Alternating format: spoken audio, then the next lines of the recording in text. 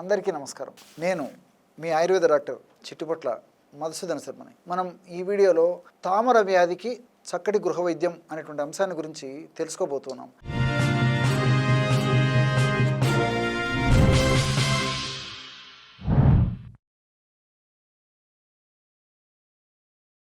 తామర వ్యాధి నిజంగా చెప్పుకోవాలంటే ఇది ఒక అంటువ్యాధి.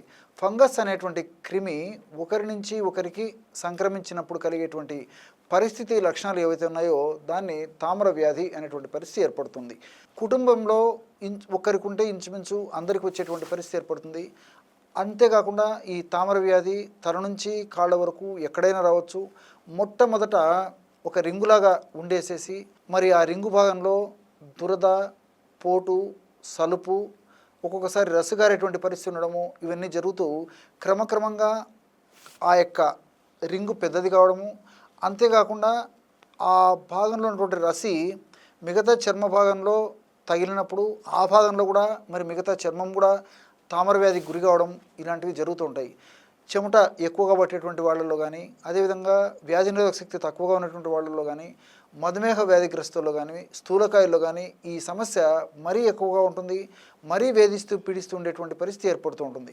కొంతమందికి కొన్నాళ్ళకి సమస్య పోయేటువంటి పరిస్థితి ఏర్పడితే కొంతమందికి మాత్రం దీర్ఘకాలం పాటు వేధిస్తూ పీడిస్తూ రకరకాల ఇబ్బంది పెట్టేటువంటి పరిస్థితి కూడా ఏర్పడుతూ ఉంటుంది.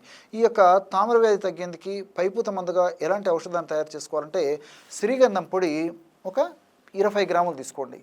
ఈ శ్రీగంధం పొడి మనకు మార్కెట్లో దొరుకుతుంది. రెండవ పదార్థంగా పసుపు కొమ్మలు దంచి తయారు చేసుకునేటువంటి చూర్ణాన్ని ఒక 20 గ్రాములు తీసుకోండి. మూడవ పదార్థంగా కర్పూరం, అంటే ముంట కర్పూరం కానీ హారతి కర్పూరం కానీ ఏ కర్పూరమైనా పర్లేదు అనమాట. మన ఇంట్లో కర్పూరాన్ని ఏ కర్పూరం ఉంటే ఆ కర్పూరాన్ని వాడుకున్నా సరిపోతుంది.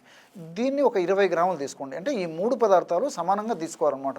ఈ 3 పదార్థాలు బాగా కలిపేసేసి ఒక గాజు సీసాలో నిల్వ ఉంచుకొని రోజు ఉదయం ఒక్కసారి రాత్రి ఒక్కసారి, అంటే సమస్య తీవ్రతంగా ఉన్నప్పుడు కొన్నాళ్ల పాటు రోజు ఉదయం ఒక్కసారి రాత్రి ఒక్కసారి ఈ యొక్క ఔషధాన్ని అప్లై చేసుకోవాలి. సమస్య తీవ్రత తగ్గిన తర్వాత రోజు ఒక్కసారి వాడినా సరిపోతుంది.